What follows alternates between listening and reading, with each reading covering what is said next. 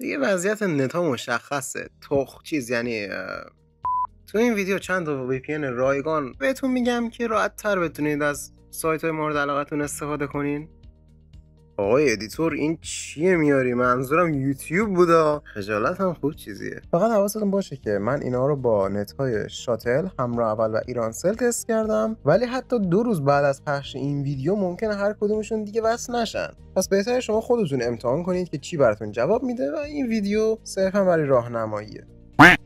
لنترنو احتمالا میشناسید. راه اندازیش کار خاصی نداره، فقط نصبش میکنید و وصل میشه. البته که بعضی وقتا هم دچار قطعی میشه، پس حواستون به این قضیه هم باشه. با این حال گفتم حیفه تو ویدیو نباشه. هیدیفای رو خودم جدیدا نصبش کردم. کارایش هم خیلی شبیه به ویتوری انجی و اینا هست. پس به کانفیگ یا سرور نیاز داریم. حالا قابلیت باحالی که هیدیفای داره اینه که میتونید کانفیگ وارپ رو هم توش بریزید. حالا شاید بگید وارپ چیه؟ اینه یه VPN رایگان ولی با اپ اصلیش روی سری از نت ها مخصوصا همراه اول و شاتل کار نمیکنه. تو این سناریو هیدیفای خیلی به درد میخوره. کافیه این کانفیگی که تو کانال تلگرامم میذارم رو کپی کنید و واردش کنین. عملا همین. یه پرانتزی هم من اینجا باز کنم. لینک اپ استور این اپ ها رو به همراه هر کانفیگ یا هر چیزی که نیاز داشته باشن توی 1 یا 2 پست تو کانال تلگرامم میذارم. لینک کانالم که تو دیسکریپشن هست، آیدیش هم رو صفحه الان میارم و همین دیگه. اگر هم میخواید پست رو پیدا کنید احتمالاً با هشتگ فیل پست رو مشخص میکنم، پس میتونید تو کانالم هشتگ فیل رو سرچ کنید و این پست رو پیدا کنید. بعد دیگه میتونید بزنید و وصل ایزی پیزی. البته بعضی وقتا هم مثل الان ممکنه سری اول وصل نشه که دوباره اگه امتحان کنید احتمالاً وصل میشه. اگه دیدید درست کار نمیکنه یا ثبات نداره میتونید از طریق کانفیگ آپشنز بیایید پایین و گزینه فرگمنت رو فعال کنید و دوباره امتحان کنید. در واقع 3 تا گزینه ما اینجا داریم. پیشنهاد من اینه که 2 تای اولی رو فعال کنید. گزینه سومی که TLS پدینگ کاری که میکنه اینه که یه سری اطلاعات فیک همراه اینترنتتون میفرسته. خیلی فکر نمی کنم به درد بخوره، برای همین من فعالش نمی کنم. فرگمنت کارش اینه که اطلاعات دریافتی و ارسالی اینترنتتون رو بخش میکنه و اینطوری احتمالاً ثباتش بیشتر میشه. البته که من که تست کردم فرقی برام ایجاد نکرد، پس میذارم خاموش بمونه. دو تا گزینه جالب دیگه که میمونه، یکیش این دور زدن لن هست. کارش اینه که اگه فعال باشه نیاز نمیشه که برای انتقال دادن فایل، حالا چه با شیریت یا برنامه‌های دیگه، VPN تون رو قطع کنین. دومی هم که این مسیریابی IPv6 که نوشته بذارش رو گزینه سومی. رو بعضی از نت ها این قضیه کمک میکنه. هیدیفای نسخه کامپیوتر هم داره، باید از سایت گیت هاب دانلودش کنید. این هم لینکش رو توی پست کانال تلگرامم میذارم. آخرین نسخه رو نگاه میکنید، میاد پایینتر و اون قسمت assets بازش میکنید و نسخه ویندوز رو دانلود میکنید. 2 نسخه ستاپ و پورتیبل داره که نسخه پورتیبل بدون نیاز به نصبه. پیشنهاد من نسخه پورتیبله. حالا فقط کافیه که فایلی که دانلود کردید رو از حالت فشرده خارج کنید و هیدیفای رو باز کنید. کارکردش هم که درست مثل نسخه موبایلشه. مهمترین فرقی که داره حالتهای وصل شدنش هست.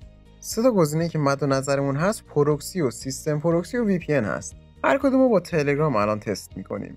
اگه هیدیفای رو بذارید روی سیستم پروکسی، باید به تنظیمات تلگرامتون Advanced Connection Type و بعد از اینجا گزینه Use System Proxy Settings رو فعال کنید. اگه هیدیفای رو بذارید روی VPN که فرقی نمیکنه اینجا رو چه گزینه‌ای باشه.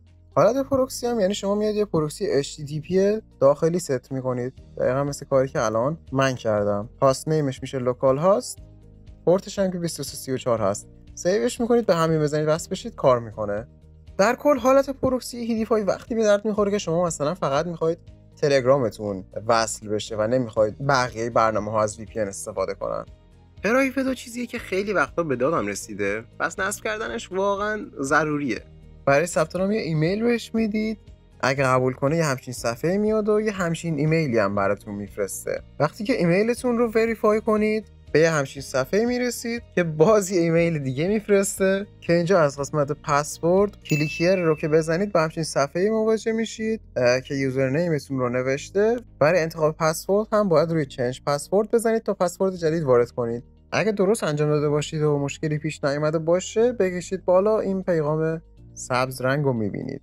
در نهایت هم که با یوزر پسوردی که ساختید لاگین میکنین. قبل از اینکه وصل شید هم باید برید توی تنظیمات و پروتکل رو بذارید روی اوپن وی پی ان، تیک اسکرامبل هم بزنید. اسمارت راوت هم که برای انتخاب اپلیکیشن های بانکی و ایناست که وی پی ان روی اونا کار نکنه.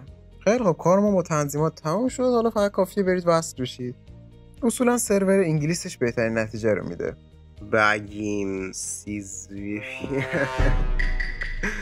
سرورهای این اپ کانفیگای ویتوری هستن. با اینکه اینجور وی پی ان ها اصولا قابل اعتماد نیستن، ولی این مورد میشه گفت استثناست.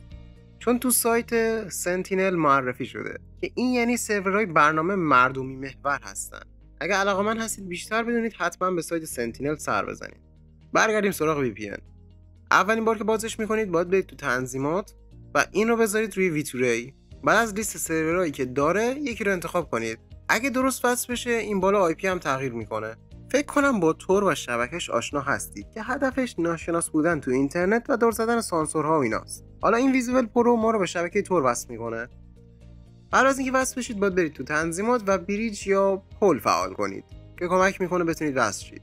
فقط کافیه بذارید روی گزینه دومی و سه تا پل اول رو فعال کنید. در واقع این سه تا پل اول کمترین پینگ رو دارن. هرچی اون عدد کمتر باشه یعنی پینگ بهتری داره و سریعتره. حالا دیگه میتونید استارت رو بزنید و هر موقع از قسمت پایین تور به 100% رسید یعنی وصله. این یکی مثل لنترن هست، فقط نصب میکنید و وصل میشید، ولی حقیقتا راجع به امنیتش اطلاعات خاصی ندارم. از قرار معلوم برای شبکه ماهواره‌ایه. VPN گیت رو گذاشتم برای آخر چون فقط برای سیستم هست و نسخه موبایل نداره. از سایت VPN گیت اپش رو دانلود میکنید، نصب کردید میتونید از لیست سروراش یکی رو انتخاب کنین. مراحل نصب رو هم طبق ویدیو پیش برید.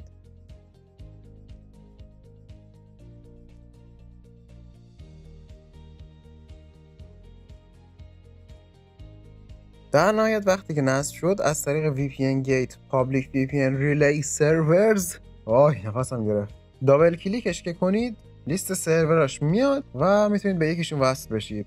فقط چند تا نکته مهم، بعضی از سرورها کار نمیکنن. مثلا اینجا تمام سرورهای ژاپنی که با 219 آی پیشون اول شروع میشه وصل نمیشن. پس باید بگردم و به سرور وصلشم که حالا شما خودتون باز اینا رو امتحان کنید، ولی سعی کنید بیشتر رو به سرورهای وصلید که آی پی منحصر به فرد دارن. مثلا الان من اینجا این ژاپن که آی پیش با 126 شروع میشه و تقریبا میتونیم بگیم آی پی منحصر به فردی داره، کانکت هم که میشه.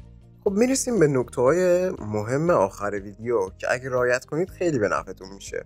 تا جایی که میشه سعی کنید از نصب کردن VPN های رایگان توی اپ استورها دوری کنین، مخصوصا دیگه نصب برنامه‌ای که به صورت فایل توی کانال های تلگرام گذاشته میشن، چون خیلی هاشون اطلاعات شخصی شما مثل سایت هایی که میرید، لوکیشنتون، اینکه کجاها میگردین و SMS ها و عکس های گالری و حتی بعضا اطلاعات بانکیتون رو میدزدن. بذارید برای اینایی که گفتم چند تا مثال بزنم. مطمئنا شنیدید که حساب شخصی کاملا خالی شده چون یه اپی رو نصب کرده که مجرم‌های این سناریو از این طریق تونستن به اطلاعات بانکیش دسترسی پیدا کنن. آشنا نیست براتون؟ کلی کانال هستن که اپ‌های هک شده VPN رو از این قبیل میذارن. مثال بعدیم که احتمالاً در جریانش هستین، چند سال پیش شماره‌های کلی کاربر ایرانی تلگرام پخش شد. حالا مسئله اینه که این اطلاعات از تلگرام های غیر رسمی مثل تلگرام طلایی و نمیدونم الماسی و ضد فیلتر رو از این چیزا درس پیدا کرد، چون اونا در حال جمع آوری اطلاعات شما بودن. جالبش اینجاست که شماره منم توش بود، چون حتی اگه فقط یکی از دوستاتون نصبشون میکرد شماره شما هم لو میرفت، به خاطر اینکه تو مخاطبینشون بودین صرفا. نتیجه هم که دیگه معلومه دیگه، هزاران مدل مزاحمت های تلفنی یا متنی، حتی انواع تهدید با پخش این شماره ها اتفاق افتاد. بزرگترین درسی که میشه از این قضیه ها گرفت اینه که همیشه از خودمون بپرسیم دلیل اینکه یه چیز رایگانه چیه. مثلا تلگرام رایگانه به خاطر اینکه سازندش سالها حمایت مالیش میکرد و البته که الان پرمیوم میفروشه. در مورد VPN ها هم فقط تعداد محدودی ازشون هستن که تحت حمایت کمپانیای خاص یا خیریه‌ای چیزی هستن، یا اینکه حتی با حمایت های مردمی فعالیت میکنن. به غیر از این موارد 90% VPN های رایگان باقی مونده به هیچ وجه قابل اعتماد نیستن. امیدوارم که از این ویدیو لذت برده باشید. بای بای.